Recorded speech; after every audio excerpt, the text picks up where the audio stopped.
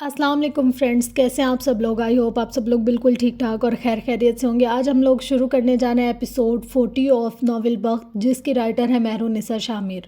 तो हम लोग इसको स्टार्ट करते हैं। Ready set go. 2 दिन बाद। ये 2 दिन बगैर किसी बदमज़गी के गुजर गए थे। उमर सुबह में ऑफिस जाता और शाम में शोरूम, वो रात गए वापस आता था। हाले सुबह में कैफ़े जाती। इसके अलावा इसे यहाँ मैनेजमेंट के कोर्स के लिए भी दाखिला ले लिया था, जिसकी क्लासेस 2 दिन बाद शुरू होनी थी। कैफ़े के ऊपरी मंजिल पर रेनोवेशन का काम शुरू हो चुका था। वो सर से पैर तक काम में डूबी हुई थी, लेकिन इन सब में बस एक दिल का दर्द था जो ना मसरूफियत देखता था, ना वक्त, और ना ही सहने की इस्तात। वो बस होता था और फिर ख़त्म नहीं होता था। आज सुबह से ही वो खुद को बेहद चिड़चिड़ा और बेमोल सा महसूस कर रही थी। यूँ तो सारी बातें महर को बता दिया करती थी, लेकिन अब इस हालात में वो इसे तंग भी नहीं कर सकती थी। वो कैफ़े से बाहर निकल आई थी और अब अपनी गाड़ी में बैठी न जाने किस मंजिल को जा रही थी। अगले कई घंटे वो सड़कों पर गाड़ी दोहराती रही, लेकिन फिर जब इसने गाड़ी एक जगह रोकी तो इसका पूरा वजूद थकन ज़दा था, जैसे वो बेहद थक गई हो। बेहद ज़ोर आजमाई के बाद यहाँ आकर वो रुकी थी। उमर हयात की गाड़ी कब्रिस्तान के बाहर आकर रुकी थी। वो सियाह पोलो शर्ट के साथ सियाह जीन्स पहने हुआ था, हाथों में फूलों का गुलदस्ता था, आंखें उदास थीं, चेहरा थका थका। वो शायद मीलों का सफ़र तय कर आया था। वो डॉक्टर गजाला रूही का क्लिनिक था। वो डॉक्टर गजाला के कमरे का दरवाज़ा खोलकर अंदर दाखिल हुई थी। सामने गजाला रूही किसी पेशेंट से बात कर रही थी और उसकी बात सुन रही थी। हाले को देखकर इसके चेहरे पर फातिहाना मुस्कुराहट आई। हाले मुतज़ब्ज़ब सी दरवाजे पर खड़ी थी, इसकी आंखें गीली थी, चेहरा थकान ज़दा। क्या तुम मुझे सुन सकती हो? वो हल्की आवाज़ में शिकस्तगी से कह रही थी। गजाला ने सर हिलाकर इसे अंदर बुलाया। अपने सामने बैठी लड़की से चंद अलविदाई कलमात कहे थे। हाले इसको देखती हुई आगे बढ़ाई। रूही इसको देखते हुए उठ खड़ी हुई। हाले छोटी मेज़ के गिर्द रखे सोफे पर बैठ गई, पैर ऊपर कर लिए। रूही ऐन इसके सामने आकर बैठी थी, फिक्रमंदी से इसको देखते हुए, इसके बोलने की मुंतज़िर। क्या तुम इलाज के लिए आई हो? हाले ने नफ़ी में सर हिलाया था। मैं तुम जैसे गैर प्रोफेशनल डॉक्टर से इलाज नहीं करवाऊंगी, वो गीली गुलाबी आंखों के साथ गर्दन अकड़ा कर बोली थी। मैं बस तुम्हें सुनाना चाहती हूँ, क्या तुम सुनोगी? रूही ने इसको जांचती नज़रों से देखा था। एलीट क्लास की मगरूर लड़की को मेरी ज़रूरत क्यों है? तुम्हारे दोस्त, कितने दोस्त होंगे तुम्हारे पास? इतने जितने मेरी सारी दुनिया में रिश्तेदार हो। हाले इसकी बात पर ठहर गई। आंखों में उदासी दराई, चेहरे पर कर्ब उतर आया था। जो लोग ज़्यादा लाइमलाइट में रहते हैं ना, इनका असल अंधेरे में होता है। तुम्हें पता है मैं अपने दोस्तों के लिए क्या हूँ? रूही कुछ नहीं बोली। वो यहाँ बोलने के लिए नहीं बैठी थी, इसे सिर्फ सुनना था। हाले खुद ही कहेगी, मैं डायरी हूँ रूही, डायरी। मेरे किसी दोस्त की गर्लफ्रेंड नाराज़ है, वो मुझसे दुख बांटेगा। किसी का शौहर या इसकी फैमिली टॉक्सिक है तो वो मुझ में अपनी शिकायत दर्ज करेगी। किसी को पैसे चाहिए हो, वो हाले की डायरी में अपनी ख्वाहिश लिखेंगे। यू नो ना, मनी में मेरे लिए कोई मसला ही नहीं है। फिर घर का बुरा माहौल, हाले सब सुनती है। इसके सीने पर सब कुछ लिख दो, वो कुछ नहीं कहती।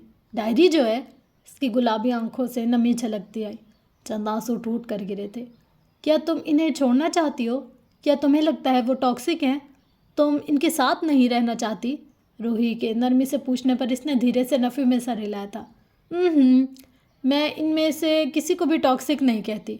और मुझे डायरी समझते हैं क्योंकि हमने पहले दिन कोई बाउंड्री नहीं बनाई। उन्होंने मुझे आयरन लेडी समझा और मैंने भी इनकार नहीं किया। तुम नहीं समझ सकती हम खोखले बहादुर लोगों का दुख। वो तल्खी से मुस्कुराई थी। हम मर जाते हैं लेकिन अपना ऊपर चढ़ाया हुआ बहादुरी का ख्याल नहीं उतारते। ये नहीं है कि हम अनापरस्त या ज़िद्दी हैं। बात यह है कि अगर हम ढह गए तो हमारे साथ और भी बहुत से लोग ढह जाएंगे। हाले ने आहिस्तगी से बात मुकम्मल की थी। वो महराज सुल्तान की कब्र के पास नीचे मट्टी पर बैठा था, आंखें किसी गैर मरई नुक्ते पर जमाए वो उदास लगता था। मैं आपको बहुत मिस करता हूँ जज साहब, वो यासियत से कह रहा था। मेरे दोस्त, मेरे भाई, मेरी फैमिली सब आप थे। आपके बगैर सब अधूरा है जज साहब। मेरा दिल बहुत भारी है। मैं उमर हयात हूँ, मुझे सब पता होता है, लेकिन आज पहली बार लगता है मुझे इतना सब क्यों पता है। वो रुक गया था। चंद पल खामोशी की नज़र हुए। मैं बहुत अकेला हो गया यार, वो बेबसी से बोला। काश मैंने कुछ ऐसे दोस्त बना लिए होते जिनसे मैं कुछ पाता। काश मैं आपके अलावा भी कोई और दोस्त बना लेता। इसका ऐसा उदास, ऐसा मायूस लहजा ये दिल चीर देता था। चंद पल दोनों के दरमियान खामोशी रही थी। हाले ने एक बार फिर कहना शुरू किया। मेरी ज़िंदगी में बहुत मसले हैं डॉक्टर, لیکن وہ بہت کم لگتے ہیں جب کہ ایک انسان میرے ساتھ ہوتا ہے۔ روحی نہیں چونکی، وہ سنے گئی۔ حالے گیلی آواز میں بدقت کہہ رہی تھی، وہ دھوپ چھاؤں جیسا ہے، کبھی میرے لیے جان دینے کو تیار ہو جاتا ہے اور کبھی… وہ رکی، حلق میں بہت سی گرہیں اٹکی۔ کبھی وہ اپنے لفظوں سے میری جان لے لیتا ہے، کبھی کبھی میرا دل چاہتا ہے اسے بہت دیکھوں، ہر وقت دیکھوں اور کبھی بھی نہ تھکوں، اور کبھی کبھی میں اس کو دیکھ لینے سے ڈرتی ہوں۔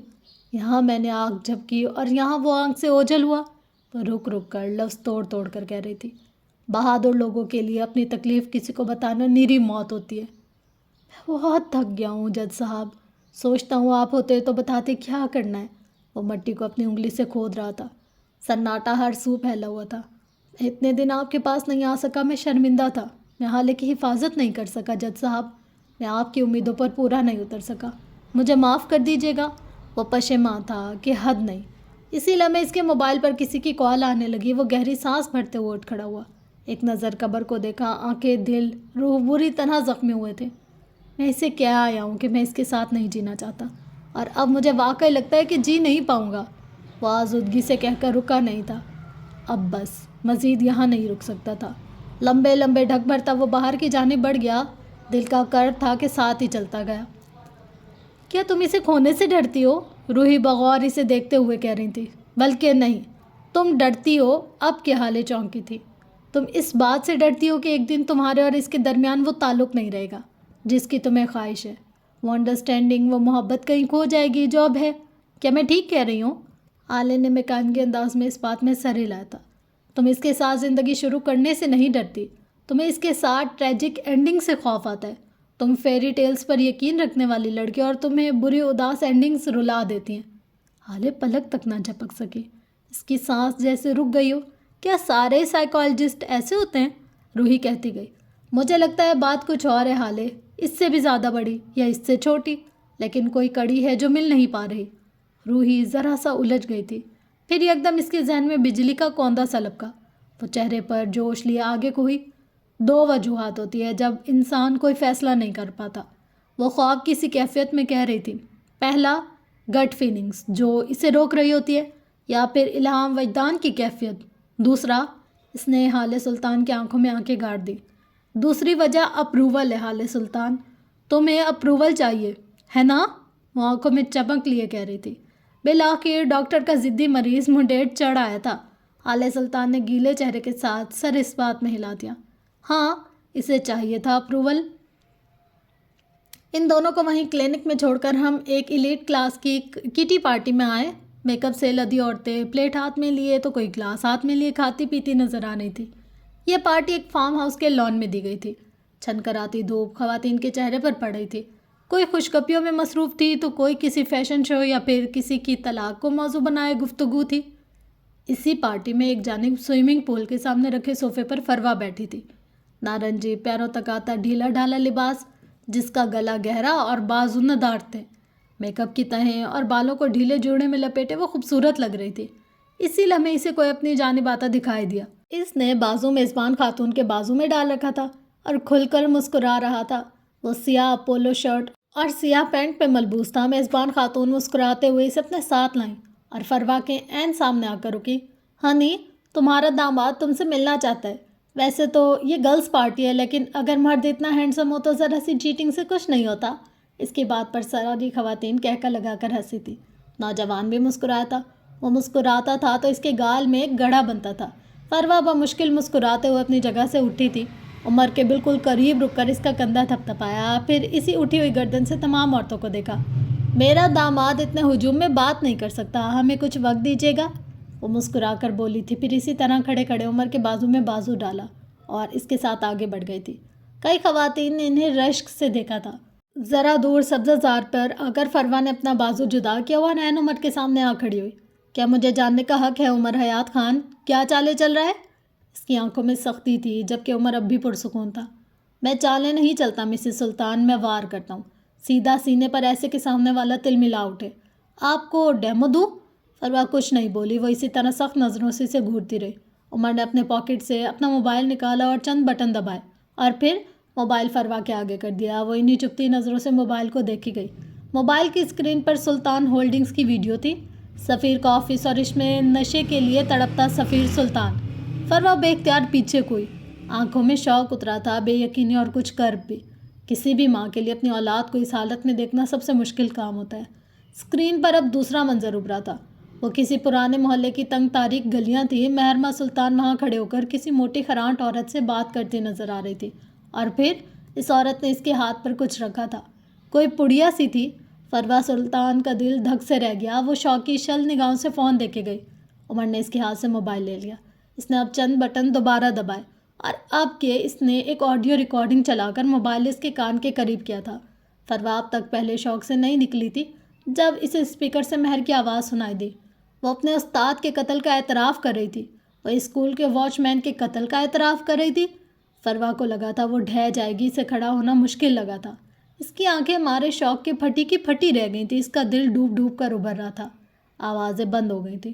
عمر نے موبائل واپس کھینچ لیا۔ فروا اب بھی ساکت تھی، آسمان سے پڑتی دھوپ اسے اب جھلسا رہی تھی۔ وہ جل کر خاکستری ہونے لگی۔ مہر، میری مہر، میری مہر ایسا نہیں کر سکتی، وہ ایسی نہیں ہے، وہ مارے شوق کے بس یہی کہہ سکی تھی۔ عمر نے چپتی نظروں سے اسے دیکھا تھا۔ آپ ٹھیک کہہ رہی ہیں، وہ ایسا نہیں کر سکتی، اس سے ایسا کروانے والی آپ ہے۔ عمر کے کہنے پر اس نے بے یقینی سے گردن اٹھا کر اس کو دیکھا تھا۔ آنکھوں کی بے یقینی بڑھ گئی تھی۔ آپ نے پہلے دن سے اس کے ذہن میں نفرت بھری، محتاجی بھری، اپنے حصے کا شر بھی اس کے حصے میں بھر دیا۔ وہ آپ سے کہتی تھی اسے اس کی بہن کے خلاف مت کریں، لیکن آپ نے کیا، اور آپ کی وجہ سے آج وہ قاتل ہے۔ فروا نے کچھ کہنا چاہا، کوئی صفائی دینی چاہی، لیکن الفاظ دم توڑ گئے۔ بس ایک بار، صرف ایک بار سوچیں، آپ کیا جواب دیں گے اپنے بھائی کو قیامت کے دن، جب وہ آپ سے پوچھیں گے کہ آپ نے کیا تربیت کی میری بیٹی کی؟ تب کیا کہیں گی آپ کہ اسے قاتل بنا دیا؟ فروا کی آنکھوں سے آنسو بہنے لگے تھے، اس کا جوڑ جوڑ جیسے دکھ رہا ہو۔ عمر اس پہ الفاظوں کے ہتھوڑے برسا رہا تھا۔ آپ نے ایک معصوم لڑکی کی زندگی تباہ کر دی مسز شمس، آپ نے اسے اغوا کیا، اسے ذلیل کروایا۔ وہ اندھیرے میں چلی گئی۔ اب کہ عمر کی آواز میں کرب تھا، وہ بہت معصوم تھی، بے حد معصوم۔ آپ نے اسے کیا بنا دیا ہے؟ وہ اپنے لیے کوئی فیصلہ نہیں لے پا رہی، اس کے گلٹس اس کا پیچھا نہیں چھوڑے، اور یہ سب آپ کی وجہ سے ہوئے۔ اگر آپ اس روز مہرماں کی تربیت کر لیتی تو یہ نہ ہوتا۔ آپ ذمہ دار ہیں۔ عمر نے اپنی انگلی فروا کے ماتھے پر رکھی۔ آپ ہر چیز کی ذمہ دار ہیں فروا بیگ۔ آپ ذمہ دار ہیں کہ شمس سلطان ایک جانور بن گیا۔ آپ ذمہ دار ہیں کہ سفیر کھوکھلا بن گیا۔ آپ ذمہ دار ہیں کہ مہرماں گدھ بن گئی۔ آپ کے اوپر 3 لوگوں کو ابلیس بنانے کا الزام ہے، اور حد تو یہ ہے کہ آپ اس بات کو مانتی بھی نہیں۔ فروا کی رنگت منو چڑھ چکی تھی، وہ سفید مجسمے کی طرح کھڑی تھی، ساکن، ڈھہ جانے والی۔ عمر نے خود کو مزید کہنے سے روکا، اور لمبے لمبے ڈگ بھرتا وہاں سے چلا گیا۔ پیچھے فروا جھلستی دھوپ میں تن تنہا کھڑی رہ گئی تھی، ساکت، شل، نمک جیسی۔ غزالہ روحی کے کلینک میں واپس آؤ تو حالِ سلطان اب بھی صوفے پر بیٹھی تھی، ڈھیلے ڈھالے کرتے والی۔ روحی اسے سنجیدگی سے دیکھ رہی تھی، حالے اب تک معتجب تھی۔ اسے گویا یقین ہی نہیں آ رہا تھا کہ اسے بھی کسی قسم کے اپروول کی اجازت ہو سکتی ہے۔ اپروول؟ کیا مطلب؟ وہ تعجب سے بولی تھی۔ روحی آگے کو ہو بیٹھی اور کہنا شروع کیا، ہر انسان کی زندگی میں کوئی نہ کوئی اپروور ضرور ہوتا ہے حالِ سلطان، جو اگر آپ کے کام کو، آپ کی تیاری کو، آپ کے پروجیکٹ کو سب سٹک لگا دے تو سب ٹھیک، ورنہ آپ کو بے چینی ہونے لگتی ہے، انزائٹی ہونے لگتی ہے۔ تمہارے کیس میں بھی کوئی نہ کوئی اپروور ضرور ہوگا۔ حالِ سخت حیرت زدہ تھی، وہ اسے یقین ہی نہ آ رہا ہو کہ یہ اس کے بارے میں بات ہو رہی ہے۔ مجھے نہیں لگتا کہ میری زندگی میں کوئی ایسا انسان ہوگا۔ میں حالِ سلطان ہوں، مجھے کسی کے اپروور کی ضرورت کیسے ہو سکتی ہے؟ غزالہ روحی نے چند پل نرم نظروں سے اسے دیکھا، پھر گویا ہوئی، حالے دیکھو، اپروورز کا کام ہماری زندگی میں آنے کا کوئی خاص دن، خاص موقع مقام نہیں ہوتا، وہ بس ایسے ہی بغیر کسی وجہ موقع کے ہماری زندگی میں آ جاتے ہیں، کبھی کبھی بچپن کے چند واقعات کے باعث، جیسے کہ ہم کوئی کام کرتے ہیں اور ہمارے والدین کو دکھاتے ہیں کہ آیا وہ ہمیں بتاتے ہیں کہ ہم نے کیا کیا ہے، کیسا کیا ہے۔ غزالہ روحی بول رہی تھی اور حالے غور سے سن رہی تھی۔ ہمارے والدین کبھی کبھی خود ہمارے کام اپروو کر دیتے ہیں، اور کبھی کبھی وہ ہمیں ہمارے بہن بھائیوں یا کزن کے پاس بھیج دیتے ہیں۔ ہم بچے ہوتے ہیں، ہمیں یہ لگتا ہے کہ جس انسان کے پاس ہمارے والدین یا ٹیچر نے ہمیں بھیجا ہے وہ ہم سے زیادہ چالاک ہوگا، ہم سے زیادہ سمجھدار ہوگا، اور یہاں سے شروع ہوتا ہے ایک بچے کی غلامی کا دور۔ حالے کے دل میں جیسے بہت کچھ چھپا تھا، اسے کئی بار اسی طرح مہر کی طرف بھیجا جاتا تھا، لیکن وہ یاد نہیں کر پا رہی۔ بچہ غلام بن جاتا ہے حالے، پھر آگے بڑھ کر چاہے وہ اچھے گریڈز لائے، چاہے دنیا کا فاتح بن جائے، لیکن جب تک اس کا اپروور اس کے کام سب پر سب سٹک نہیں لگائے گا وہ اسی طرح بے چین رہے گا، جیسے ابھی تم ہو۔ حالے بالکل چپ تھی، خاموش، گمسم۔ روحی کی آواز گونج رہی تھی۔ کئی بار ہمارے اپروورز اچھے یا برے نہیں ہوتے، مخلص یا غیر مخلص نہیں ہوتے، وہ بس انسان ہوتے ہیں، غلط فیصلے اور غلط اپروول دے دیتے ہیں۔ ان کی غلطی نہیں ہوتی ہے، لیکن اگر شروع سے ہمارے والدین، ٹیچرز ہمیں ہمارے فیصلے خود لینے دے تو یہ نوبت ہی نہیں آتی۔ کیا ہم کبھی اپنے اپروورز کی قید سے آزاد ہو سکتے ہیں؟ حالے نے پوچھا تھا۔ یا پھر یہ کہ اگر ہم آزاد ہو کر بھی فیصلے نہ لے پا رہے ہوں تو؟ روحی سنجیدگی سے آگے کو ہوئی، غور سے حالے کی آنکھوں میں دیکھا اور ایک بار پھر کہنے لگی، انسان ہمیشہ گرو کرتا رہتا ہے۔ اگر اسے اندازہ ہو جائے وہ قید ہے تو وہ ضرور آزاد ہو سکتا ہے۔ اگر چاہے دوسرے انسان کئی بار اسے اپنے اپروور کی قید سے آزاد ہو بھی جائے، ہمارے اپروورز ہماری زندگی سے چلے جاتے ہیں، لیکن وہ ہمارے اندر ٹراماز اور انسیکیورٹیز چھوڑ جاتے ہیں جو ہمیں ساری زندگی برا محسوس کرواتے ہیں۔ چاہے ہم کسی اونچے مقام پر پہنچ جائیں یا پھر بہت کامیاب ہو جائیں، بس ایک لمحہ، صرف ایک ایسا لمحہ جس میں ہم اداس ہوں یا ڈپریسڈ ہوں یا پھر کوئی فیصلہ نہ لے رہے ہوں، ہمارے انسیکیورٹیز اور ٹراماز جاگ جاتے ہیں۔ کسی انسان کے اپروور کا مارا دوسرا انسان ایک قیدی کی طرح ہوتا ہے، اور قیدی انسان میں بہت کچھ تبدیل کر دیتی ہے۔ حالے کے دل کو دھکا سا لگا، اس کی آنکھیں ایک بار پھر بھر آئیں۔ کیا اب میں ساری زندگی اس طرح گزار دوں گی؟ کیا قید کے بعد نارمل ہونے کا کوئی آپشن نہیں؟ وہ گیلی آنکھوں کے ساتھ بولی تھی۔ روحی مسکرائی تھی۔ ابھی وہ مسئلہ پیدا نہیں ہوا جس کا حل انسان نے نہ ڈھونڈا ہو۔ اپروور کی قید سے نکلنے کا ایک ہی حل ہے، اپنا ریموٹ کنٹرول اپنے ہاتھ میں لے لو، اپنے لیے فیصلے لینا شروع کرو۔ شروع میں غلط بھی ہوں گے یا شاید صحیح بھی، لیکن صرف ایک چیز ہے کہ آپ نے ہمت نہیں ہارنی۔ بہتر انسان بننے کی سٹرگل ساری زندگی چلتی رہے گی، تم نے بس مضبوط رہنے کی کوشش کرنی ہے۔ وہ نرمی سے بول کر اٹھ گئی تھی۔ اب اس کا رخ کافی میکر کی جانب تھا۔ روحی کے آفس میں اب بس کافی کی کپ میں گرتی دھار کی آواز سنائی دے رہی تھی۔ سارے میں کافی کی خوشبو پھیل گئی۔ میں اپنا فیصلہ کیسے لوں؟ حالے کی بجھی ہوئی آواز بھی دھار کی آواز کے ساتھ شامل ہوئی تھی۔ مجھے کیسے پتہ چلے گا کہ میرا فیصلہ، میرا انتخاب درست ہے؟ وہ صوفے کی پشت پر سر ٹکائے ہوئے تھی، آوازیں کہیں دور سے آتی تھی۔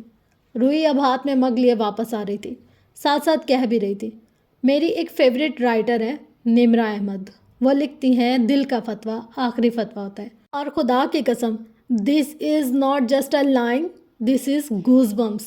تم بھی اپنے دل سے فتویٰ لو، تمہارا دل کیا کہتا ہے؟ میرا دل کہتا ہے he is the best man in the entire world. وہ بند ہوتی آنکھوں سے بڑبڑائی تھی۔ روحی مسکراتے ہوئے اسے دیکھتی رہی۔ وہ بہت اچھا ہے روحی، وہ جب مجھے عقیدت سے دیکھتا ہے نا تو میرا دل چاہتا ہے وہ ساری عمر مجھے ایسے ہی دیکھتا رہے۔ حالے خوف سی کیفیت میں کہہ رہی تھی، میں ایک فوڈی لڑکی ہوں، میرے کھانے کو ہاتھ لگانا جیسے موت کو ہاتھ لگانا، لیکن جب وہ میری کافی میرے ہاتھ سے لے لیتا ہے تو برا نہیں لگتا۔ کیوں نہیں لگتا؟ وہ گلابی آنکھوں سے روحی کو دیکھتے ہوئے پوچھ رہی تھی۔ آنسو تواتر سے بہہ رہے تھے۔ میں جب بولتی ہوں تو سب سنتے ہیں، لیکن جب وہ بولتا ہے تو میرا دل سنتا ہے۔ اس کی آواز اس کوریئرز کا سب سے خوبصورت ساؤنڈ ہے۔ اس نے جیسے اعتراف کیا تھا۔ آفس میں موجود ہر شے اپنی جگہ دم سادے ہوئے تھی۔ غزالہ روحی مسمرائز ہو کر اسے سن رہی تھی۔ وہ ساتھ ہوتا ہے تو لگتا ہے مسئلے حل ہو جائیں گے، وہ دور جاتا ہے تو دل رک جاتا ہے۔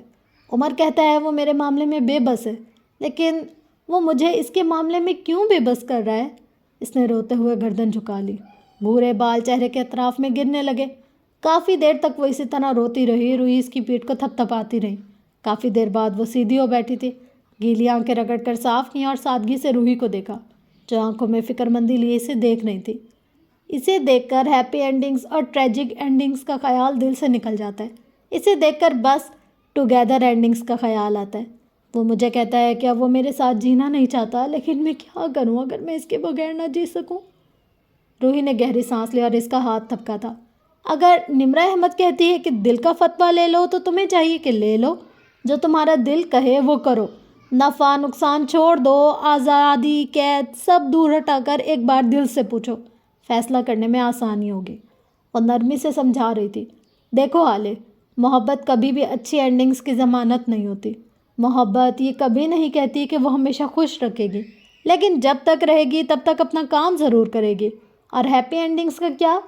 اگر ہم اپنے فیوریٹ انسان کے ساتھ ساری زندگی نہ رہ سکے تو؟ اب کے حالے کی آنکھوں میں خوف سا تھا۔ ساری زندگی کے لیے کچھ بھی نہیں رہتا حالے، یا پھر شاید رہتا ہو، لیکن ہم اگلے 100 سال کی پلاننگ کیوں کریں؟ کیوں نہ مستقبل کا غم چھوڑ کر حال میں جیا جائے، چاہے ہمارے فیوریٹ انسان کے ساتھ ہمیں چند سال ہی میسر کیوں نہ ہوں، لیکن اس میں محبت ہوگی، یقین ہوگا، خوشی ہوگی۔ کیا یہ کسی ہیپی اینڈنگ سے بڑھ کر نہیں ہے؟ حالے خاموش ہو گئی، کچھ نہ بولی۔ غزالہ روحی کی آواز گونج رہی تھی، محبت یقین کا نام ہے، سارے عدم یقینی چھوڑ کر ایک ذرا سے مان اور بھروسے پر تعلق بنا لینے کا نام ہے، نفع نقصان چھوڑ کر بس ساتھ رہنا ہوتا ہے۔ محبت سے بس خوشی اور اچھی اینڈنگز مانگنا سودے بازی ہوتی ہے، محبت میں سودے بازیاں نہیں کرنی چاہیے۔ حالے کو ایک بار پھر بے چینی ہوئی، کیا شہزادیاں ہمیشہ شہزادوں سے الگ ہو جایا کرتی ہیں؟ کیا فیری ٹیلز کا انجام اصل میں ہمیشہ مختلف ہوا تھا؟ غزالہ نے چند پل اس کی آنکھوں میں دیکھا، پھر کہنا شروع کیا تھا، چاہے شہزادی اپنا قیدی دماغ ساتھ لائی ہو اور اس کے اندر اندھیرے بس چکے ہوں اور ان کا تعلق گرو نہ کیا ہو، لیکن انہوں نے کوشش تو کی نا، انہوں نے محبت کے چند سال تو ساتھ گزار لیے نا، اس کے بعد الگ ہو بھی گئے تو کیا، کم از کم ایک دوسرے کے لیے ایفرٹس تو کی نا۔ تعلق میں کی جانے والی آپ کی کوشش پچھتاووں سے اچھی ہوتی ہے، چاہے یوں ہوا ہو کہ شہزادی کی سوتیلی ماں نے اس کا گھر دوبارہ خراب کر دیا ہو، لیکن اس نے چند سال شہزادے کو دیے نا، اس نے اپنے حصے کی محبت لے لی نا۔ اب اگر شہزادہ اس کو چھوڑ بھی دے تو کم از کم اس کے پاس پچھتاوے نہیں ہوں گے، کم از کم یادیں تو ہوں گی۔ محبت میں اینڈنگز پلان کرنے والے ہمیشہ اکیلے رہ جاتے ہیں، ساری فکریں چھوڑ، سارے برے خیالات چھوڑ، بس ایک بھروسے، مان اور تحفظ کے ساتھ کسی کی زندگی میں چند سال رہنا ہر اچھی بری اینڈنگ سے زیادہ قیمتی اور نوبل ہوتا ہے۔ حالے نے بس سر ہلا دیا، پھر وہ اٹھی تھی، اپنے پیروں میں رکھا پرس بھی اٹھایا۔ یہ سیشن ریکارڈ تو نہیں ہوا نا؟ یکدم اس نے ٹھہر کر پوچھا تھا۔ روحی برا ہی تو مان گئی، تمہیں لگتا ہے ہر سیشن ریکارڈ کروں گی میں؟ اور تمہارے پچھلے سیشن بھی تمہاری مرضی سے ریکارڈ کر کے عمر حیات کو بھیجے گئے تھے۔ آخر میں اس نے کچھ جتا کر کہا۔ حالے اب بھی غائب دماغ تھی، اس نے چند الوداعی کلمات کہے اور باہر نکل آئی۔ دل کا بوجھ ہلکا ہو گیا تھا، وہ سرخ آنکھوں کے ساتھ آسمان کو دیکھتے ہوئے مسکرائی تھی، اداس غمگین مسکراہٹ، دل ہلکا تھا، روح ہلکی تھی۔ کسی کو سنانا تھراپی تو ہے۔ یہ ایک 5 اسٹار ریسٹورنٹ کا منظر تھا جس کے روف ٹاپ اس وقت کئی میزیں سجی تھی، خوش گپیاں کرتے لوگ، کھانا کھاتے اور باتیں بناتے لوگ، کچھ کھانے کی تصاویر بناتے اور کھانے سے زیادہ تصاویر پر توجہ دیتے لوگ۔ انہی لوگوں کے درمیان ایک میز پر ایک نیا شادی شدہ جوڑا بیٹھا تھا، سبز آنکھوں والی لڑکی اور اس کے سامنے بیٹھا سیاہ آنکھوں والا لڑکا۔ لڑکی نے سفید لباس پہن رکھا تھا، کندھوں پر پشمینہ شال گرایا، بالوں کو نفیس جوڑے میں قید کیے، وہ اچھی لگ رہی تھی، لیکن اس کا چہرہ بے تاثر تھے، کھنڈر سا، جبکہ سامنے ایش گرے ڈنر سوٹ میں بیٹھا لڑکا حشاش بشاش سا تھا۔ اس کے چہرے پر رونق تھی، وہ کافی ہلکا پھلکا لگتا تھا، کیوں جیسے اللہ نے اس کے سینے سے ڈھیروں بوجھ سرکا دیا۔ وہ مسکرا کر اپنی بیوی سے بات کر رہا تھا، جو مشکل ہی اسے جواب دے رہی تھی۔ دفتراً اس نے اپنی جیب سے کچھ نکالا تھا، وہ ایک سرخ رنگ کا جولری کیس تھا۔ یاقوت نے اس کو کھولا تو اس کے اندر سے ایک بھاری موٹے ہیرے والی انگوٹھی نکلی۔ اس نے اپنی جھلک دکھائی، نرمین ٹکر ٹکر اس انگوٹھی کو دیکھے گئی۔ یاقوت نے میز پر دھرا اس کا ہاتھ تھاما تھا، نرمین کی آنکھوں میں بے تحاشا خوف درایا۔ اس نے اپنا ہاتھ کھینچنے کی کوشش کی تھی۔ یاقوت حتی الامکان خود کو نارمل دکھا رہا تھا، اس نے نرمین کی آنکھوں میں دیکھا۔ کیا تم میرے ساتھ ایک نئی زندگی شروع کرنا چاہو گی؟ وہ نرمی سے پوچھ رہا تھا، اس کی آنکھوں میں چمک تھی۔ میں مانتا ہوں نرمین، میں نے بہت غلطیاں کی ہیں، گناہ کیے، لیکن اب میں واپس آنا چاہتا ہوں ایک اچھی زندگی کی طرف جس میں تم میرے ساتھ ہوگی۔ وہ ایک پل کو رکا تھا، نرمین دم سادے سے دیکھے گئی۔ تم وہ لڑکی ہو نیرو جسے میں اپنی جان سے زیادہ محبت کرتا ہوں، میرے لیے تم بے حد انمول ہو۔ اب میں سب چھوڑ کر، ساری برائی چھوڑ کر بس تمہارے ساتھ رہنا چاہتا ہوں۔ میں نے بہت غلط کیا، تمہارے ساتھ بھی، اپنے ساتھ بھی، میں مانتا ہوں۔ وہ سر جھکا کر شکستگی سے بولا تھا، اس کا لہجہ واقعی پشیمان تھا۔ میں نہیں جانتا اللہ مجھے معاف کرے گا یا نہیں، لیکن اگر تم معاف کر دو گی تو وہ بھی کر دے گا۔ پلیز نرمین، مجھے معاف کر دو۔ اس نے نظریں اٹھا کر التجا کی تھی۔ نرمین چند پل اسے دیکھتی رہی۔ وہ انسان اس کے لیے کیا کیا نہیں تھا، کمفرٹ، محبت، زندگی، کیا وہ اس انسان کو نہ کہہ سکتی تھی؟ یوں بھی تو جب لڑکیوں کے ریپسٹ یا اغوا کار شوہر بن جاتے ہیں تو لڑکیوں کو ان سے محبت ہو ہی جایا کرتی ہے، اور لڑکیاں محبت سے دستبرداری نہیں دیا کرتی۔ وہ یاقوت کو دیکھ رہی تھی۔ یاقوت بھی آنکھوں میں نرمی، محبت اور امید لیے اسے دیکھ رہا تھا۔ اس کے ہاتھ میں نرمین کا ہاتھ اب بھی تھا۔ وہ پشیماں بھی تھا، اور نرمین کی محبت بھی۔ یاقوت کا دل زور زور سے دھڑک رہا تھا۔ ذہن میں بار بار اپنے باپ کے الفاظ گونج رہے تھے، لڑکیاں محبت سے دستبرداری نہیں دیا کرتی، جذباتی نرمین ہولے سے مسکرائی تھی۔ یاقوت کے ہاتھ کو اپنے ہاتھ سے تھپکا اور سر کو اس بات میں ہلا دیا۔ میں تمہیں لاکھوں بار بھی معاف کر سکتی ہوں یاقوت، وہ نرمی سے بولی تھی۔ یاقوت کھل کر مسکرایا تھا۔ اندیشے دور ہونے لگے، دنیا مکمل تھی۔ اگر کسی کو بخت چاہیے تو یاقوت جیسا۔ مردانہ بھوتی کے اوپری منزل پر بنے فوڈ کورٹ میں اس وقت رش نہیں تھا۔ اسی فوڈ کورٹ میں ایک جانب گیسٹ روم بنا تھا، جہاں ورکرز اگر رات میں ایکسٹرا کام کرتے تھے تو انہیں ریسٹ کرنے دیا جاتا تھا۔ اس وقت اسی گیسٹ روم کے پلنگ پر وہاج خان سو رہا تھا، بلکہ سو کیا رہا تھا، بری طرح بخار میں بے سدھ پڑا تھا۔ لحاف سر تک اوڑھے اسے جیسے کسی چیز کا ہوش ہی نہیں تھا۔ وہ پچھلے ایک ہفتے سے بیمار تھا، کئی ڈاکٹرز کو دکھا دیا، کوئی فرق ہی نہیں پڑتا تھا۔ اسی حالت سے خوف کھاتے ہوئے وہاج کی ایک دوست نے عمر حیات کو کال کر کے بلایا۔ وہ آتے ہی تمام لوگوں پر چیخا چلایا تھا، دھمکیاں دی تھی۔ ایک بوڑھے انسان کا خیال نہ رکھنے پر ہزار باتیں بھی سنائی تھی، لیکن پھر بس ایک بات، اگر باپ اتنا پیارا ہے تو ساتھ گھر کیوں نہیں لے جاتے؟ اس بات پر وہ تھم گیا تھا، کہنے کو کچھ بچا ہی نہیں تھا۔ وہ اوپر چلا آیا تھا، ریسٹ روم کے دروازے پر چند پل بے مقصد سا کھڑا رہا۔ اس آدمی کے سامنے ہوتے ہی وہ جذباتی ہو جایا کرتا تھا۔ کچھ تھا کہ یہاں اس کا دل پتھر موم پگھلنے لگتا تھا۔ گیسٹ روم زیادہ بڑا نہیں تھا، وہ ایک درمیانے سائز کا کمرہ تھا جہاں 3 سنگل بیڈ رکھے تھے۔ بیڈ کے سامنے والی دیوار میں ٹی وی نصب تھا، دائیں جانب باتھ روم بنا تھا۔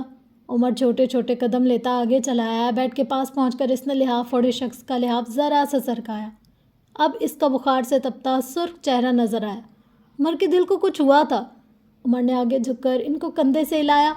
وہاج نیم خوابدیدہ آنکھوں سے اسے تکے گیا۔ عمر نے ان کے کمر میں ہاتھ ڈال کر انہیں سیدھا کر کے بٹھایا تھا۔ وہ اس تنو من سے آدمی کو بغیر کسی دقت کے بٹھا گیا تھا۔ وہ مرد تھا۔ بیٹے انہی دنوں کے لیے مانگے جاتے ہیں۔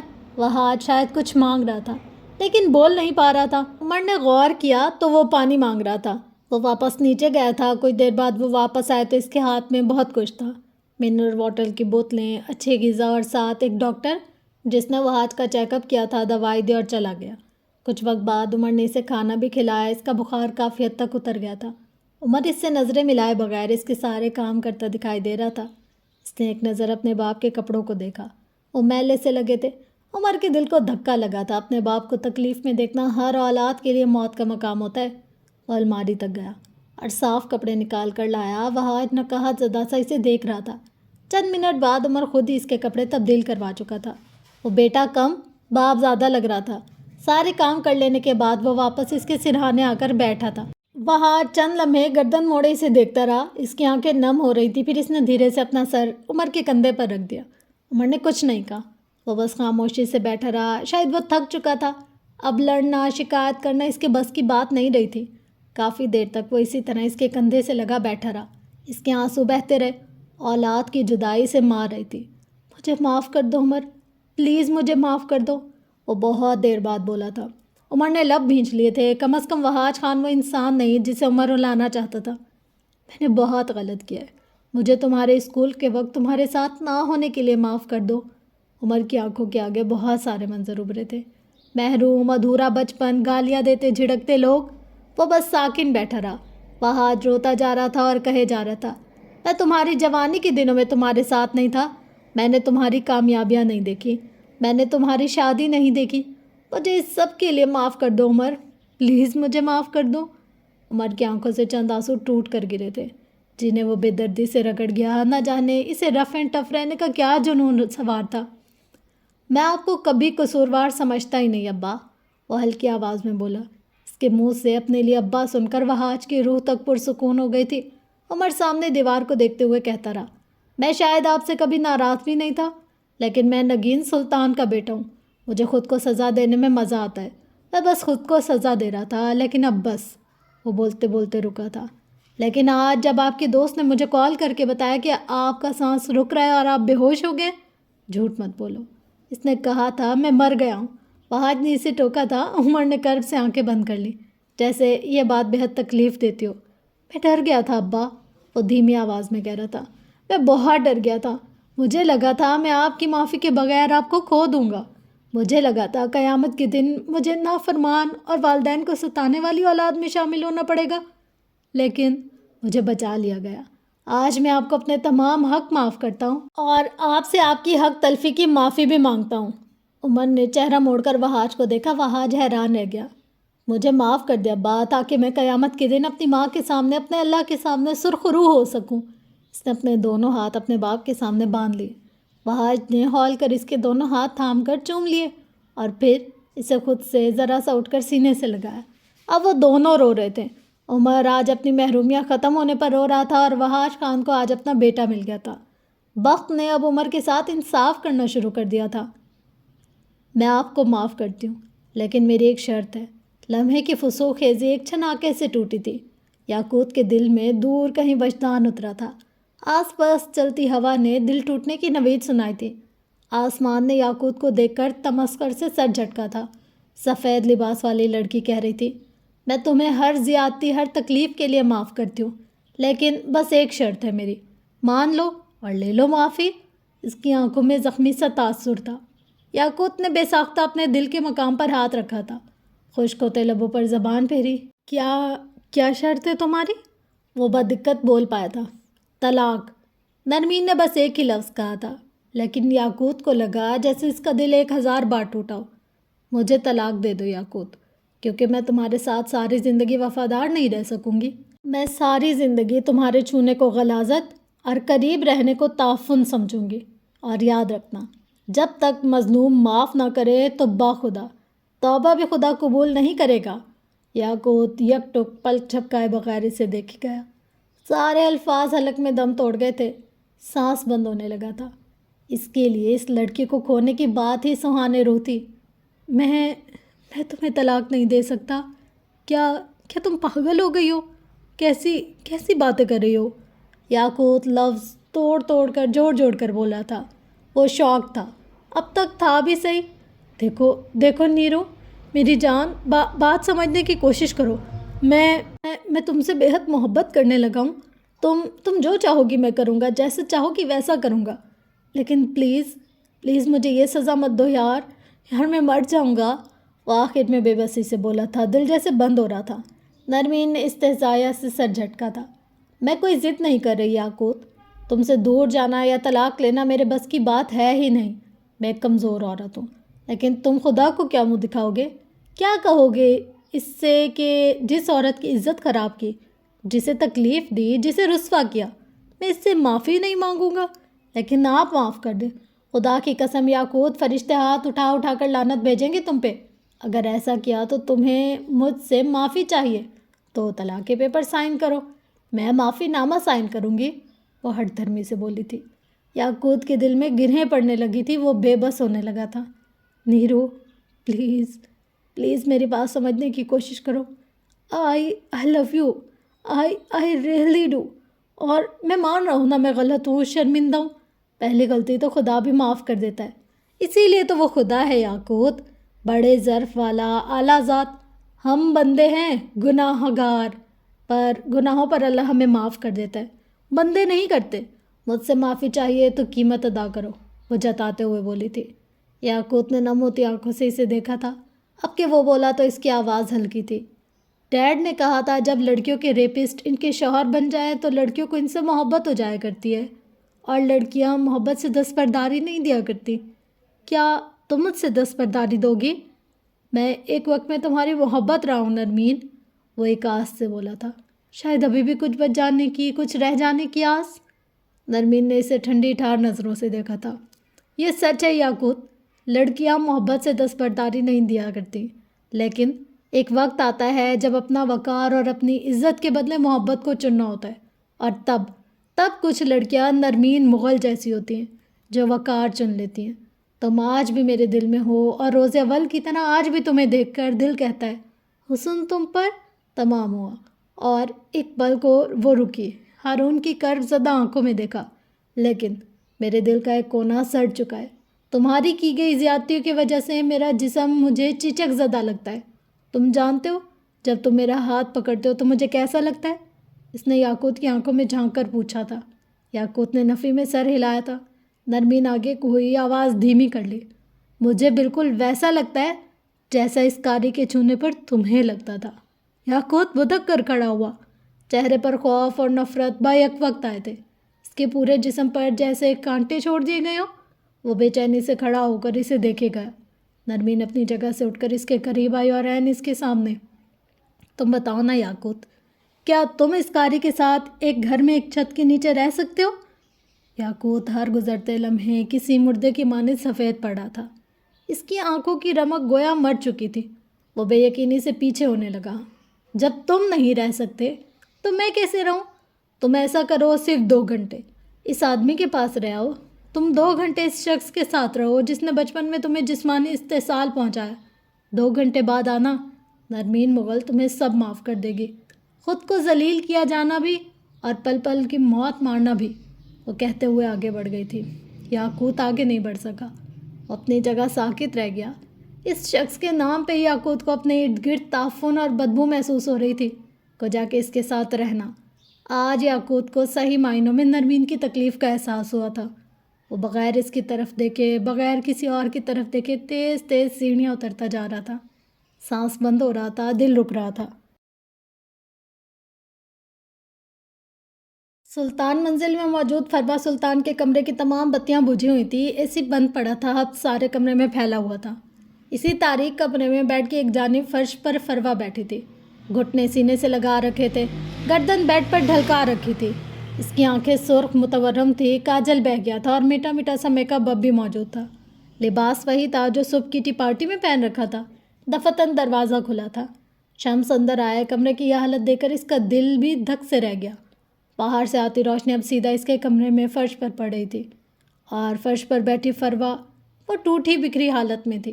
ایک لمحے کو جیسے شمس کا دل کسی نے مٹھی میں لے کر دبایا ہو۔ وہ اس عورت کو گالیاں دے سکتا تھا، بے عزت کر سکتا تھا، لیکن سچ یہ تھا کہ وہ اسے اس حالت میں نہیں دیکھ سکتا تھا۔ وہ چھوٹے چھوٹے قدم لیتا اس کے قریب چلا آیا، پھر پنجوں کے بل اس کے قریب بیٹھا۔ وہ فکر مندی سے اسے دیکھ رہا تھا۔ یہ کیا حالت بنا رکھی ہے فروا؟ کیا کچھ ہوا ہے؟ ادھر دیکھو مجھے، کیا ہوا ہے؟ وہ اس کا چہرہ اپنی جانب موڑتے ہوئے پوچھ رہا تھا۔ فروا کی آنکھوں سے گرم گرم آنسو بہنے لگے تھے۔ شمس اب کے واقعتاً پریشان ہو اٹھا تھا۔ خدا کے لیے فروا، مجھے بتاؤ کیا ہوا ہے؟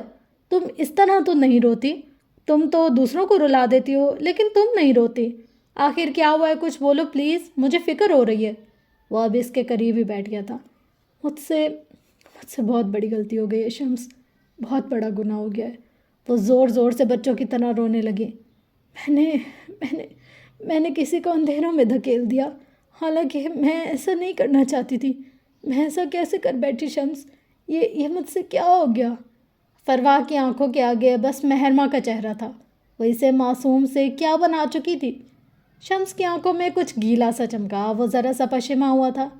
تم ٹھیک کہہ رہی ہو فروا، اسے اندھیروں میں دھکیل کر ہم نے اچھا نہیں کیا۔ ہم دونوں اس میں شامل تھے۔ مجھے تمہیں روکنا چاہیے تھا۔ شمس کی آنکھوں کے آگے حال سلطان کا چہرہ تھا۔ میں کیا کروں شمس؟ میں کیا کروں؟ میں اس سے بہت محبت کرتی ہوں۔ مجھے اس کے لیے شیطان نہیں بننا چاہیے تھا۔ میں اس کے لیے کیوں شیطان بن گئی؟ یہ میں نے کیا کیا؟ کہ کیا ہو گیا مجھ سے؟ وہ اپنی ہتھیلی سر پر مار رہی تھی جیسے بے حد تکلیف میں ہو۔ شمس اس سے زیادہ تکلیف میں لگتا تھا۔ میں بھی یہی سوچ رہا ہوں فروا، ہم اس کے باپ کو کیا جواب دیں گے؟ ہم کیا کہیں گے؟ کیوں کیا ہم نے ان کی اولاد پر ظلم؟ وہ رنجیدہ تھا۔ بلکہ اولاد چھوڑو، ہم نے خود ان کے ساتھ بہت ظلم کیا فروا۔ ہم نے کیوں کیا ایسا؟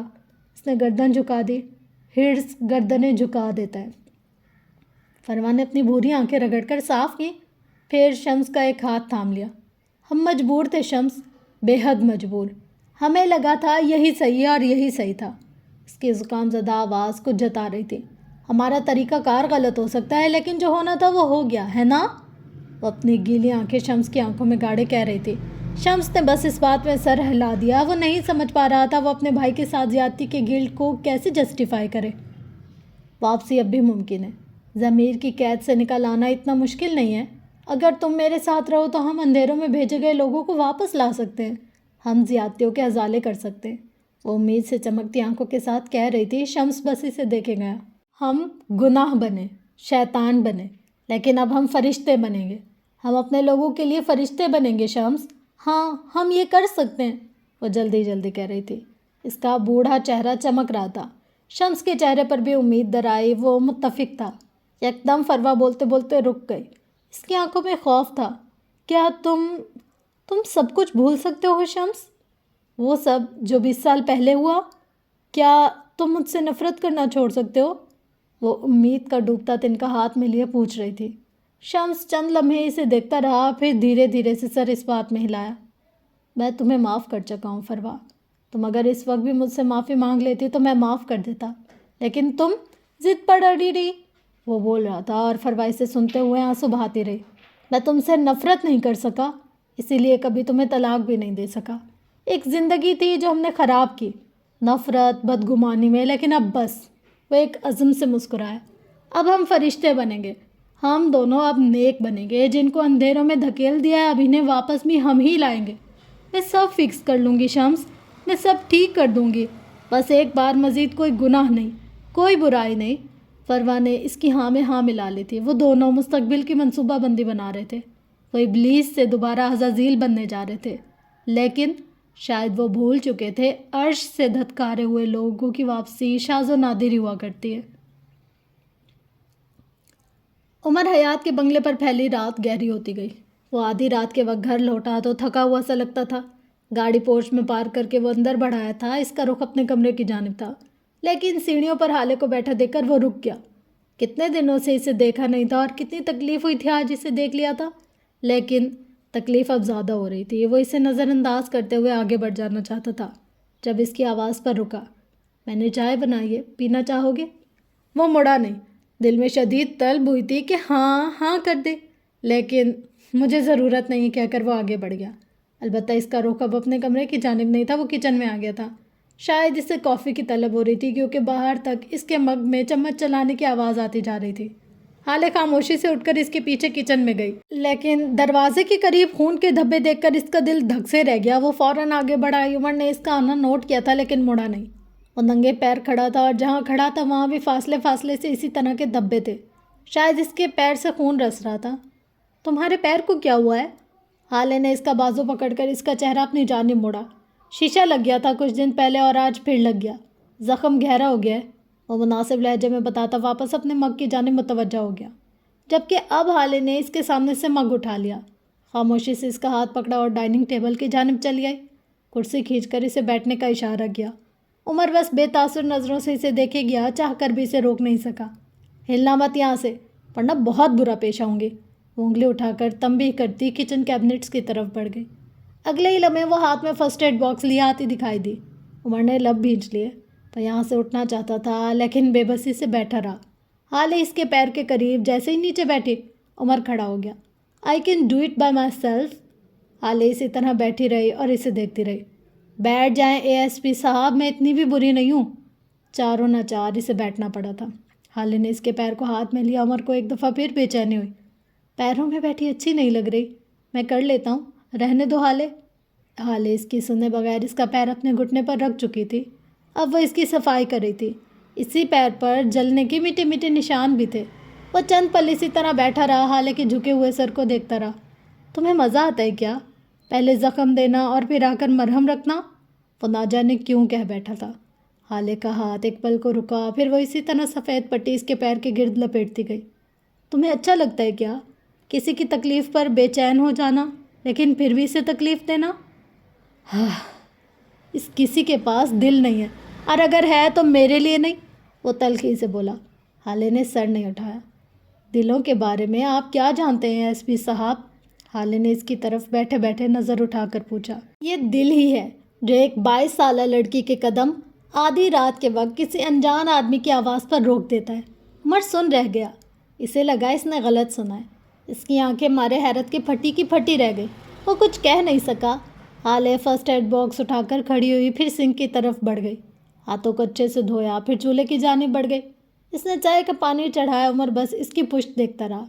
कौन सा दर्द, कहाँ की तकलीफ़, वो सब कुछ भूल गया था। चंद मिनट बाद वो वापस पलट आई। चाय का भरा हुआ मग उमर की जानिब बढ़ाया। तुम्हें कॉफ़ी नहीं, चाय की ज़रूरत है। عمر نے بغیر کچھ کہے مگ تھام لیا تھا. حالے کچن سے باہر جانے لگی جو عمر کی آواز سنائی دی. دل کیوں کسی کی آواز پر آپ کے قدم جکڑ لیتا ہے؟ کیا محبت؟ وہ پوچھ رہا تھا. دل بے پناہ دھڑک رہا تھا. حالے مسکرا کر اس کی جانب مڑی تھی. اس کی آنکھوں میں کچھ تھا. ضروری تو نہیں محبت ہی آپ کے قدم جکڑ لے. ترس اور ہمدردی بھی کوئی جذبہ ہوتا ہے.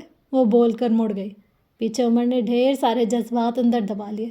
موڈ بری طرح خراب ہو چکا تھا. لیکن سامنے بھی تو حالے تھی. الفاظوں سے خوش فہمیاں تھمانا اور پھر انہی الفاظوں سے روح تک زخمی کرنا اسے خوب آتا تھا. وہ الفاظوں کے ساتھ اچھی تھی ہے نا؟ اگلی صبح پیلی چمکدار دھوپ ساتھ لائی تھی. عمر حیات کے بنگلے پر بھی ایک ایسی ہی صبح نے اپنے پر پھیلائے تھے. یہ سنڈے کا دن تھا اور آج وہ فارغ تھا.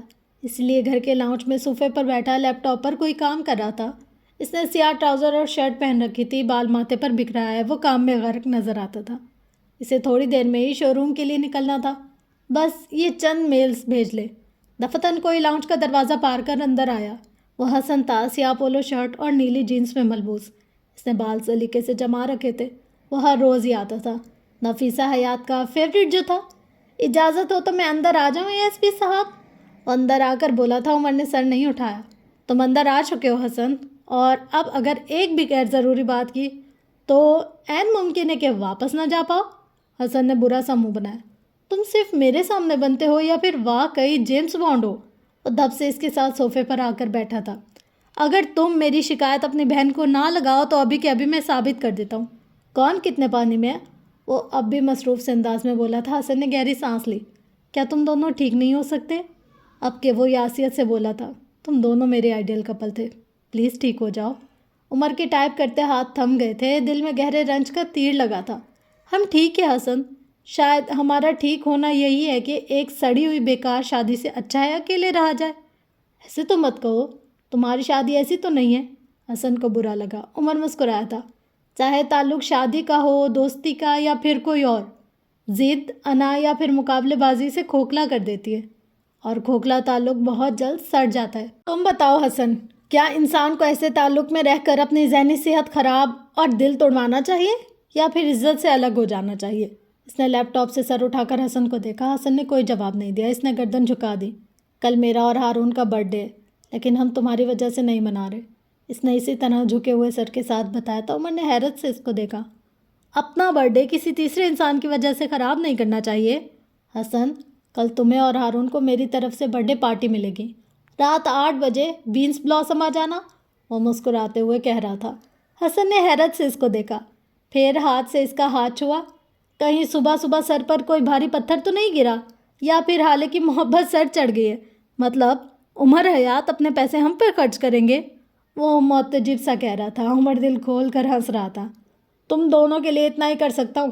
آخر کو ایک میرا یک طرفہ دوست ہے اور دوسرا سالہ کا مذاق زیادہ. ویسے تمہیں کیا گفٹ چاہیے؟ عمر کو اب یہ موضوع زیادہ پسند آ گیا تھا. نہیں مجھے کچھ نہیں چاہیے. اگر تم نے حامی بھر لی ہے تو میں بے ہوش ہو جاؤں گا. ایک دن میں اتنے سارے معاوضے نہیں دیکھ سکتا میں. وہ کانوں کو ہاتھ لگاتے ہوئے کہہ رہا تھا. عمر بے اختیار ہنستا ہی چلا گیا. کوئی اسے بتائے وہ ہنستے ہوئے کتنا اچھا لگتا تھا. اگلا دن رات 8:30 بجے. بینس بلاسم کے باہر کلوزڈ کا بورڈ لگا تھا. اس وقت سارے بینچ ایک طرف کو کر کے رکھے گئے تھے. بینچ میں کافی ساری خالی جگہ چھوڑی ہوئی تھی. ایک طرف لمبی میز پر مختلف کھانے سجے ہوئے تھے جنہیں عمر حیات نے اپنے ہاتھوں سے بننے کا شرف بخشا تھا. لیل سکندر لمبی سیاہ میکسی پہنے بالوں کو کرل کیے اس وقت انہی کھانوں کے گرد گھوم رہی تھی. کس طرح الفا ادھر ادھر ہو جائے اور وہ کچھ ٹیسٹ کر سکے. ہارون شاہد بھی تیار سا تھا. سفید شرٹ کے اوپر جینس جیکٹ اور اسٹائلش جینس پہنے وہ کافی اچھا لگ رہا تھا. اس وقت وہ اپنے پاپا کو کال کر کے باقی کے سارے پلانس کینسل کر رہا تھا. ساتھ ساتھ عزت افزائی بھی کروا رہا تھا. حسن نسبتاً ایک الگ کونے میں بیٹھا تھا. اسے بابا یاد آ رہے تھے. اماں کو اس نے حالے کی وجہ سے نہیں بلایا تھا. عمر اب تک نہیں آیا تھا. حالے یہاں سے ذرا فاصلے پر نفیسہ حیات کے ساتھ بیٹھی تھی. وہ اس سے کچھ پوچھ رہی تھی. حالے مسکراتے ہوئے جواب بھی دے رہی تھی. اس نے سیاہ سفید دھاریوں والا اسٹائلش گاؤن پہن رکھا تھا جس کی کمر پر سنہری بیل باٹم لگا ہوا تھا. بھورے بالوں کو کرل کر کے پشت پر کھلا چھوڑ دیا تھا. کانوں انگلیوں کلائیوں اور گلے میں ہیرے پہنے ہوئے تھے. وہ خوبصورت لگ رہی تھی. آج اس نے بھر بھر کے ہیرے پہنے تھے. یہ بات کافی لوگوں نے نوٹ بھی کی تھی. ہیرے تمہارے لیے کیا ہے حالے؟ نفیسہ کی بات پر اس نے گردن موڑ کر انہیں دیکھا۔ ہیرے میرے لیے طاقت کا اظہار ہے، میری پہچان اور مجھے یاد رکھوانے والی چیز۔ اس نے گنوا دیا۔ نفیسہ بغور سے دیکھ رہی تھی۔ مطلب تم آج سب کو دکھانا چاہتی ہو کہ تم خوش ہو، مطمئن ہو، اکیلی ملکہ ہو اور سب سے بڑھ کر عمر کے بغیر بھی خوش ہو۔ ان کی آخری بات پر حالے بری طرح چونکی تھی۔ ایسا تو کچھ نہیں ہے، وہ بدقت بول پائی تھی۔ تمہیں کیا لگتا ہے ان گزرے چند ماہ میں جو کچھ بھی تمہارے ساتھ ہوا وہ کیا تھا؟ نفیسہ نے سوال بدل لیا۔ آزمائش، حالے فوراً سے بولی تھی۔ نفیسہ سنجیدہ تھی۔ ہمیں ہر آزمائش کے بعد انعام ملتا ہے حالے سلطان، ہر قربانی کا صلہ اور ہر درد کے بدلے راحت۔ یہ اللہ کا قانون ہے۔ جب روزے رکھو، بھوک پیاس برداشت کرو تو آخر میں عید ملتی ہے۔ قربانی کرو، اپنا پیسہ اور اپنا محبوب جانور قربان کرو تو بدلے میں اچھی آخرت ملتی ہے۔ آزمائش کے بعد انعام ملا کرتے ہیں حالے۔ اللہ نے تمہیں عمر دیا اور تم نا قدری کر رہی ہو۔ حالے سلطان جہاں تھی وہیں سن رہ گئی۔ آس پاس کی ساری آوازیں، سارے لوگ، الفاظ سب بے معنی ہو گئے۔ اس کے رونگٹے کھڑے ہو چکے تھے۔ نہ تم کرسڈ ہو، نہ تم برتی ہوئی عورت ہو اور نہ ہی بانجھ۔ یہ سارے اختیارات اللہ کے ہاتھ میں۔ لوگوں کی باتوں کو دل سے لگانا چھوڑ دو حالے سلطان۔ لوگ تو دل چیرنے کے لیے چھری لے کر گھومتے۔ جو اللہ دے دے اس پر صابر ہو اور اس کی قدر کرو۔ نا قدروں کے نصیب میں نہ رزق رہتا ہے نہ محبتیں۔ وہ بول کر خاموش ہو گئی تھی۔ شاید انہوں نے سامنے سے آتے ہوئے حسینہ سلطان اور مہرما کو دیکھ لیا تھا۔ وہ دونوں مسکراتے ہوئے ادھر ہی آ رہی تھی۔ حالے نے ذرا کی نظر اٹھا کر ان کو دیکھا، پھر نفیسہ کو دیکھا۔ وہ مسکرائی تھی۔ جن کے ایک پیرنٹ نہ رہے ہوں انہیں دوسرے کی قدر کرنی چاہیے۔ یہ پہلے کے کیے جانے کا غم ختم نہیں کریں گے لیکن گلٹ ختم ہو سکتا ہے۔ وہ کہتے ہوئے اٹھ گئی تھی۔ حالے ڈبڈبائی آنکھوں سے انہیں دیکھتی رہ گئی۔ وہ لوگ اب ذرا فاصلے پر کھڑے تھے۔ حسن اپنی ماں کے ساتھ چہک رہا تھا۔ مہرما اس کے بالوں پر ہاتھ پھیرتی رہی۔ حالے اٹھی تھی۔ وہ اب چھوٹے چھوٹے قدم لیتی ان کے قریب گئی۔ حسینہ نے ان کے سر پر ہاتھ رکھا۔ اس سے زیادہ کوئی تعلق تھا ہی کب؟ حالے چند لمحے انہیں دیکھتی رہی اور پھر خود ہی آگے بڑھ گئی، حسینہ کے کندھے سے لگی۔ وہ پہلے پہل تو معتجب ہوئی، پھر نرمی سے اس کا سر تھپکا۔ حالے کے دل میں سکون اترنے لگا۔ مہر اس سے ملی تھی، وہ بس خاموش کھڑی رہی۔ نا قدروں کی فہرست میں اپنا نام شامل کروانا اس کے لیے برا مشورہ تھا۔ کچھ وقت بعد وہ سب لمبی میز کے گرد جمع تھے۔ عمر آ چکا تھا۔ اس نے سیاہ ڈنر شرٹ کے ساتھ سیاہی پینٹ پہن رکھی تھی۔ کف موڑے ہوئے اور بالوں کو سلیقے سے جمائے کافی اچھا لگ رہا تھا۔ وہ اس کے ساتھ ایک لڑکی بھی آئی تھی، 18-19 برس کی، سانولے چہرے اور گھنگریالے بالوں والی نورے۔ وہ بہت ہنسمکھ سی تھی، ہر ایک کے ساتھ فوراً گھل مل گئی سوائے حالے کے۔ عمر کے ہاتھ میں ایک چھوٹا سا پپی تھا۔ یہ تمہارے لیے حسن۔ حسن کو تھماتے ہوئے گویا اس نے احسان عظیم کیا تھا۔ اس کا نام برونو ہی رکھنا، اس کی نسل تمہارے پچھلے کتے سے ملتی ہے۔ برونو تو ایک ہی تھا، حسن یاسیت سے بولا۔ اس سے پوچھ لو، یہ بھی اس کا کوئی چچا زاد یا ماموں زاد ہی لگتا ہوگا۔ عمر بیزاری سے کہتا میز کی جانب بڑھ آیا تھا، وہیں جہاں نورے بیٹھی تھی۔ اس وقت وہ عمر کے ساتھ والی کرسی پر بیٹھی حالے کو سخت زہر لگ رہی تھی۔ عمر بار بار مسکرا کر اس سے کچھ کہہ رہا تھا۔ حسن ایک بار پھر کسی کی محبت میں مبتلا ہو چکا تھا۔ بھئی کیک کہاں ہے؟ اب تک آیا کیوں نہیں؟ اب کے ہارون بولا تھا۔ ہم نے 2 کیکس آرڈر کیے تھے لیکن صرف ایک ہی کیک آیا، حسن کا۔ ہارون کا کیک اب تک نہیں آیا، حالے نے جواب دیا۔ عمر بیٹے تم جا کر لے آؤ نا کیک۔ نفیسہ نے عمر کو مخاطب کیا تو وہ اٹھ کھڑی ہوئی۔ حالے نے نوٹ کیا کہ وہ نفیسہ حیات کو نہ نہیں کہتا تھا، نہ ضد کرتا تھا اور نہ ہی کوئی ایک سے زائد بات۔ مطلب عمر حیات اپنی ماں سے ڈرتا تھا۔ حالے بچے تم بھی ساتھ چل جاؤ۔ حسینہ کی آواز پر حالے نے خوف سے ان کو دیکھا تھا۔ عمر ٹھہر گیا۔ اماں وہ خود چلا جائے گا۔ حسینہ کو تو گویا ساری محفل میں ہال پڑ گئے تھے۔ شرم کرو حالے، وہ آئیں گے وہ جائیں گے، اس طرح بولا کرو۔ شوہر ہے تمہارا، بظاہر تو انہوں نے سرگوشی کی تھی لیکن ہماری ماں کو کون بتایا کہ بیٹی کے بارے میں ان کی سرگوشیاں بھی پورا خاندان سنتا ہے۔ حالے نے گردن اٹھا کر عمر کو دیکھا۔ وہ اسی طرح بے تاثر کھڑا تھا لیکن اس کی آنکھیں حالے کو لگا وہ ہنس رہی ہیں۔ آپ بیٹھ جائیں، میں خود لے آتا ہوں۔ عمر کے تابعداری سے کہنے پر حالے باقاعدہ بے ہوش ہوتے ہوتے بچی تھی۔ حسینہ نے ملامتی نظروں سے حالے کو دیکھا تھا، جیسے کہہ رہی ہو وہ شوہر ہو کر آپ کہہ رہا ہے۔ حالے کو لرز کر اپنی جگہ سے اٹھی تھی۔ عمر آپ چلیں ساتھ، آتی ہوں میں۔ اس نے آپ پر زور دیا۔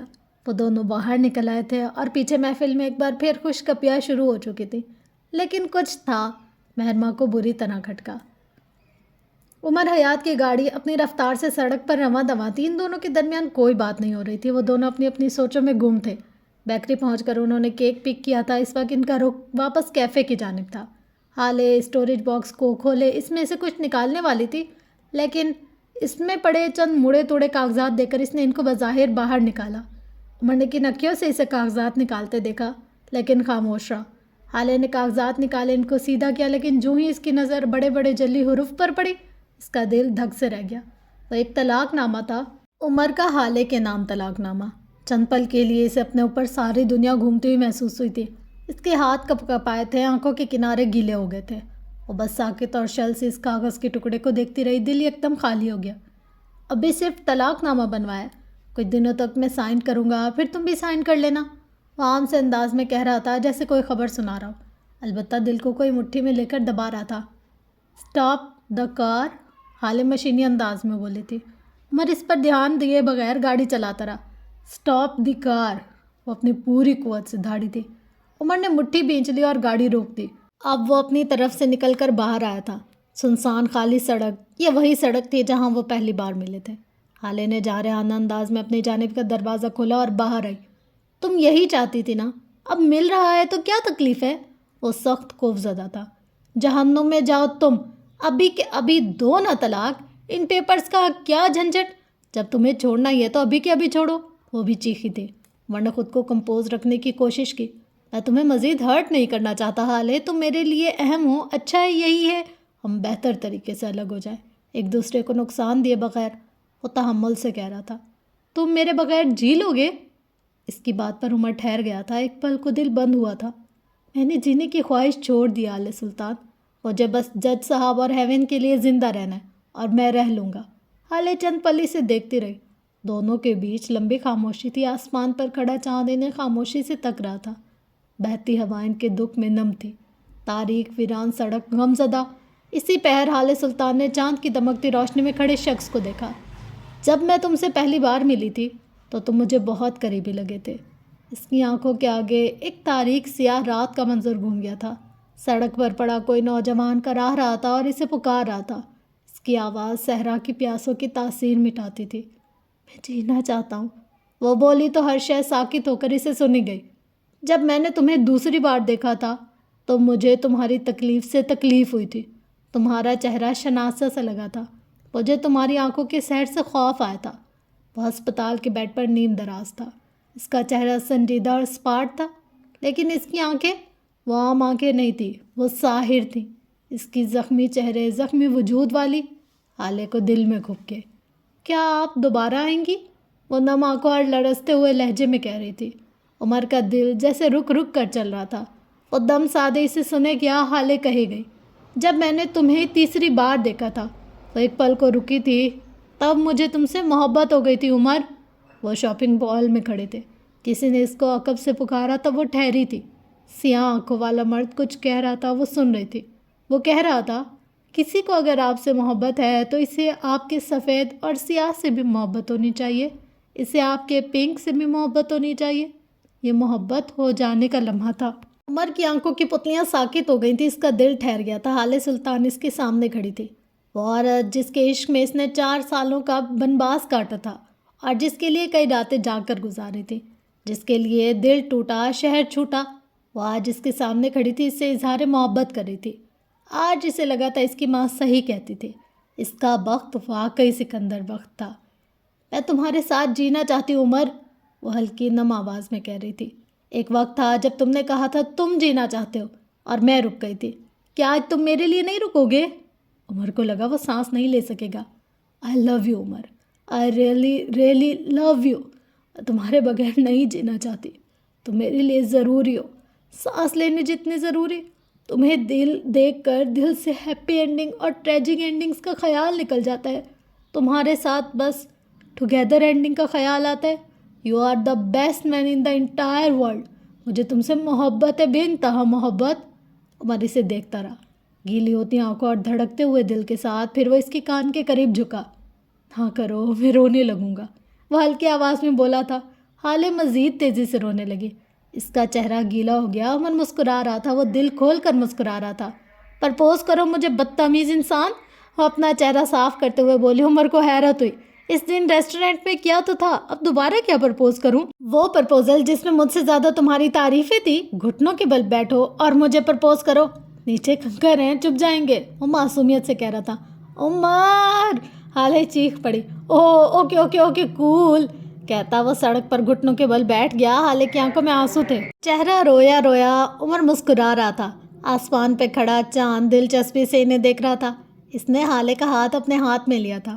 حالے سلطان، کیا تمہیں عمر حیات اپنے تمام تر فراڈ، اپنی تمام تر وجاہت، پیسے کی محبت اور 2 معصوم ڈمپل کے ساتھ قبول ہے؟ حالے بے ساختہ ہنس پڑی تھی، پھر نم آنکھوں کے ساتھ اس بات میں سر ہلا۔ قبول ہے قبول ہے قبول ہے، اس نے سر ہلا ہلا کر اقرار کیا تھا۔ عمر حیات، کیا تمہیں حالے سلطان اپنے تمام تر حسن، اپنی تمام تر محبت اور اپنے ہارون اور حسن کے ساتھ قبول ہے؟ وہ آنکھوں میں شرارت لیے پوچھ رہی تھی۔ عمر نے اس کی آخری بات پر برا سا منہ بنایا تھا۔ وہ اٹھ کھڑا ہوا۔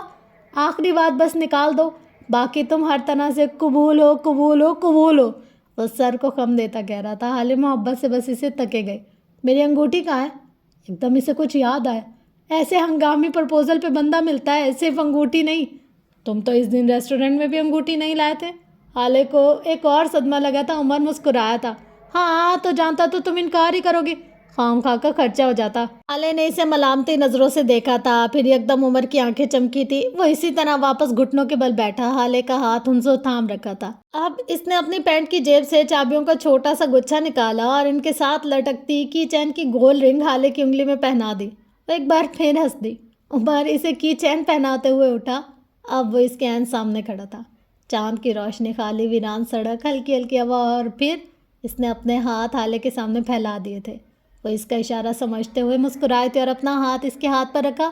وہ اس کا ہاتھ پکڑے اسے گول گول گھما رہا تھا اور اس کے بال، اس کی فراک سب ہوا کے دوش پر اڑ رہے تھے۔ زندگی مکمل تھی، حسین تھی ہمیشہ کے لیے۔ کیا تو خوبصورت اینڈنگ ہے بھائی صاحب۔ ابھی ناول اینڈ نہیں ہوا، تھوڑا ریلیکس کیجئے۔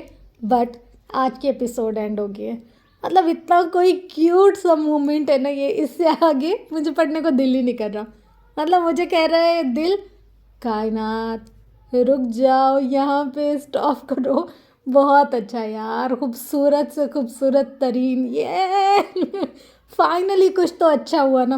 اچھا میں نا سوچ رہی تھی ابھی ان کی پلاننگ پلاٹنگ ہوگی، یہ ہوگا وہ ہوگا فلاں، بٹ ابھی تک تو کچھ بھی نہیں ہوا۔ پتہ نہیں کیا ہوگا مہرما کا، کیا ہوگا شمس کا، کیا ہوگا فروا کا، بٹ ان سب کو سائڈ پر رکھو۔ اب جو ہوا ہے حالے کا، عمر کا، بہت اچھا ہوا ہے۔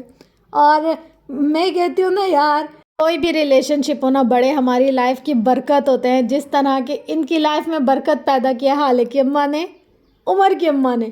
نفیسہ حیات، آئے کیا خوبصورت بندی ہے یار، اس کا نا اورا ہی اتنا اچھا ہے۔ جیسے ہی نفیسہ حیات کا نام آتا ہے نا، دل میں عزت، روب، مقام، دبدبہ، ایسی سی فیلنگ آنے لگتی ہے۔ مطلب میرے مائنڈ نے ان کا کریکٹر ایسے بلڈ کیا ہے۔ آپ لوگ بتائیں کہ آپ کو اس ناول میں سب سے بیسٹ کریکٹر کون لگا، سب سے اچھی بات کس کی لگی، سب سے فیوریٹ آپ کا کون ہے؟ میں بتاؤں میرے لیے اس پورے ناول میں سب سے بیسٹ کریکٹر کس کا ہے؟ نفیسہ حیات۔ کیا تو ڈائمنڈ بندی ہے نا یار، وہ ایک سالڈ پاورفل، اوئے ہوئے۔ ابھی کچھ دن پہلے نا میں روبینہ دلیک کا دیکھ رہی تھی، انڈیا کی جو ہے ایک پہلے ٹی وی ایکٹریس تھی، پھر وہ ایسے ریئلٹی شوز وغیرہ میں اور ان میں آنے لگ گئی۔ اتنی کوئی سالڈ بندی ہے نا، جو عورت اپنے لیے اسٹینڈ لے سکتی ہے، مطلب اس کو دنیا کی کوئی چیز نہیں ہرا سکتی۔ ہمیشہ آج کل کے دور میں تو عورت کو خود کے لیے خود اسٹینڈ لینا آنا چاہیے، نہیں تو لوگ کیا کرتے ہیں، ہمیں دبا کے، ہمیں اسپوائل کر کر چلے جاتے ہیں۔ اور میں کہتی ہوں میں بگ فین ہو گئی ہوں روبینہ کی، اور اسی کی تھوڑی تھوڑی وائب آتی ہے مجھے نفیسہ حیات سے۔ آپ لوگ اس کو سرچ کیجئے گا، پھر آپ لوگ بتائے گا کہ یار کیسے، اگر کوئی اس کے ساتھ بدتمیزی کرتا ہے نا، اتنے خوبصورتی سے اس کی بدتمیزی کا جواب دیتی ہے کہ اگلے کو شٹ اپ کال بھی مل جاتی ہے۔ نیکسٹ ٹائم اس کی پاور نہیں ہوتی کہ یار میں اس کو جا کر پھر سے کچھ بول سکوں۔ اور دوسری بات یہ، اپنی فیملی، اپنے گھر، اپنے ہسبینڈ، اپنے بچوں، اپنی باڈی، اپنے فگر کو لے کر اتنے بیلنس طریقے سے جا رہی ہے نا کہ لوگ اس پہ انگلی اٹھانے سے پہلے 10 بار سوچتے ہیں یار اگر ہم نے اس کو کچھ کہہ دیا یہ ہمارا منہ توڑ دے گی بندی۔ ایسی کوئی سالڈ پپو بندی ہے، مجھے تو بہت اچھی لگی۔ اس کی نا ایک بات کرنے کا انداز ایسی دھو کرنا لگاتی ہے بندوں کو. کچھ لوگ نا ڈیزرو کرتے ہیں کہ ان کی بے عزتی کی جائے. مطلب ہر بندہ ایسا نہیں ہوتا کہ ہم اس سے پیار سے بات کریں گے، عزت سے بات کریں گے اور وہ ہماری بات کو سمجھ لے گا یا اس کو عزت راس آ جائے گی. کچھ لوگ ایسے ہوتے ہیں جن کو پکڑو، 2-4 بے عزت کرو، ان کو ان کی اوقات بتاؤ، پھر جا کے وہ کہیں سدھرتے ہیں. تو بس یہ تھی آج کا میرا ریویو کہ یار بہت اچھی بات ہے کہ 2 لوگ جو ایک دوسرے میں الگ ہونے کا سوچ رہے تھے، بڑوں کی چھوٹی سی ایک شفقت، محبت اور کائنڈ آف گائیڈنس کی وجہ سے وہ لوگ سدھر گئے، اپنے ریلیشن شپ کو سنبھال لیا. سب سے خوبصورت جو ہے نا 2 لوگوں کے درمیان رشتہ محبت کا، وہ میاں اور بیوی ہے. اور سب سے زیادہ شیطان وار بھی اسی چیز پہ کرتا ہے. بہرحال ایٹ دا اینڈ بہت اچھا ہوا یار، بہت اچھی خوبصورت اینڈنگ ہو رہی ہے یہاں پہ. ناول بہت اچھا. بس 2 ایپیسوڈ سے 3 ایپیسوڈ اور ہوں گی بس. لاسٹ کی 3 ایپیسوڈ آلموسٹ ہماری اس کی رہتی ہے، اس کے بعد ہمارا ناول کمپلیٹ ہو جائے گا. تو انشاءاللہ ملتے ہیں نیکسٹ ایپیسوڈ میں. تب تک کے لیے اپنا گرد و نواح لویال کا بہت زیادہ خیال رکھے گا، مجھے دعاؤں میں بہت زیادہ یاد رکھے گا. اور یہ میرے کہنے کا ہے 2 ایپیسوڈ، کیونکہ کبھی کبھی ایک پیج پہ بہت کم لکھا ہوا ہوتا ہے اور کبھی کبھی ایک پیج فل بھرا ہوا لکھا ہوتا ہے. تو مجھے نہیں پتا آگے کتنا لکھا ہوا ہے، بٹ میرے آئیڈیا کے حساب سے یہ 2-3 سے زیادہ بھی ہو سکتی ہے، 5 بھی ہو سکتی ہے، 6 بھی ہو سکتی ہے، نو آئیڈیا. بٹ ملتے ہیں نیکسٹ ایپیسوڈ میں. تب تک کے لیے اپنا گرد و نواح لویال کا بہت زیادہ خیال رکھیے گا. Love you all. اللہ حافظ.